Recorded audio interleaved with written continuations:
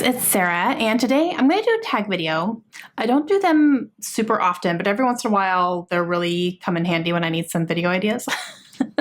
This is kind of one of those times I was like, I just don't have any ideas right now. What am I going to film? And then I saw this and I was like, perfect. It's fun. It's quick. I like the questions. So this is called the Book Snob Tag. And it was originally created by Tia from Tia and All the Books, who I love.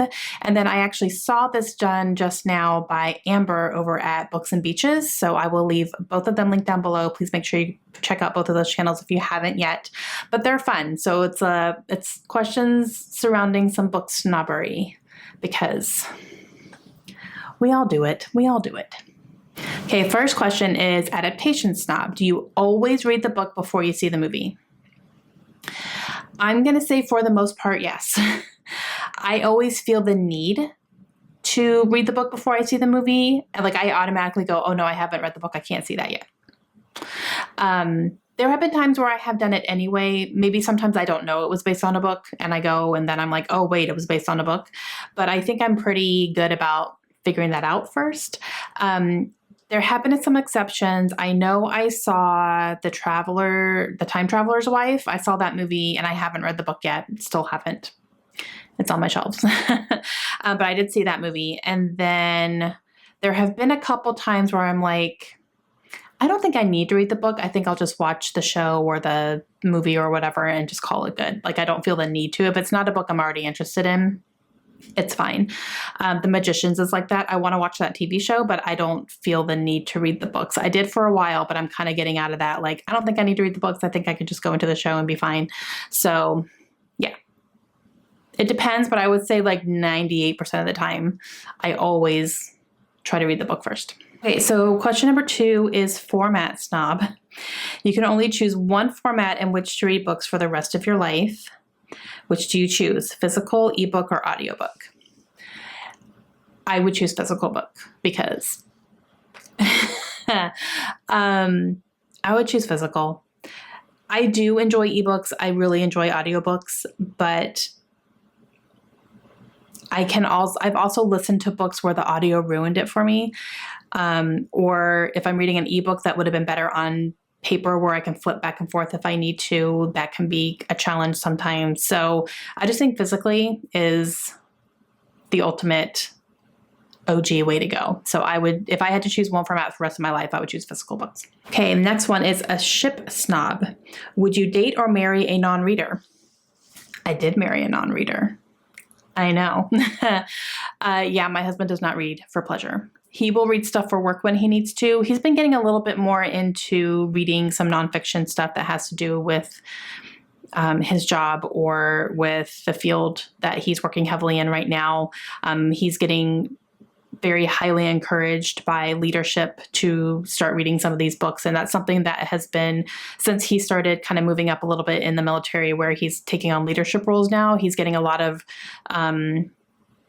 recommendations to read books on leadership and read books that focus on his field and stuff. Like as an officer, they all are kind of getting that. So he's been a little bit more open to picking up stuff like that.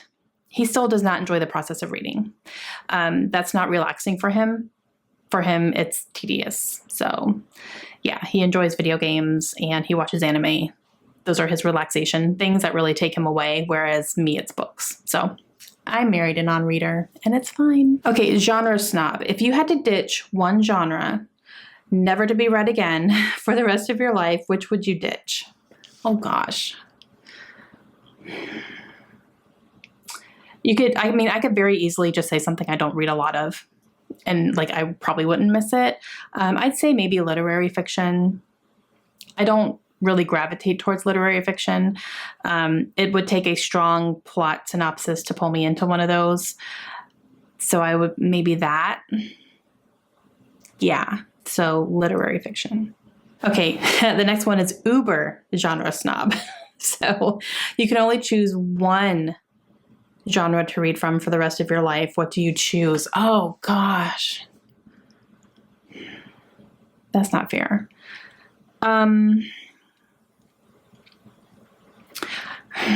Okay, my favorite genre I would say is thrillers. However, if all I read were thrillers, I would probably get a little bored. I would probably see a lot of repeating patterns that would probably drive me nuts after a while. So that's why I like to read from other genres as well to break it up. So it's hard to say like I would give up thrillers because some of my favorite books are thrillers, but at the same time, I feel like it would get monotonous to read nothing but thrillers for the rest of my life. And like, I can't veer off and do anything else. Oh gosh, for this one, I'm going to say fantasy. The reason for that is there's so many and so many series to get lost in. So I'd have a lot of options. And with fantasy, it's completely made up. So there are some fantasy books and series that kind of follow a little bit of a formula, but there's a lot more out there that is just completely unique and different takes on different things that are unique enough to make them stand out, and completely made up worlds, completely made up magic systems, different age ranges. Like I feel like I could do fantasy for the rest of my life. Ooh, but I don't like that question. Okay, next one is community snob. Which genre do you think receives the most snobbery from the bookish community? Okay, I agree with Amber on this one a little bit. Her answer was classics. I definitely agree with that. But I could also say some thrillers, because I have heard a lot of people talk about thriller books where they're like, it didn't surprise me, so I didn't like it. I predicted the twist, so I didn't like it. I predicted the end, so I didn't like it. Okay.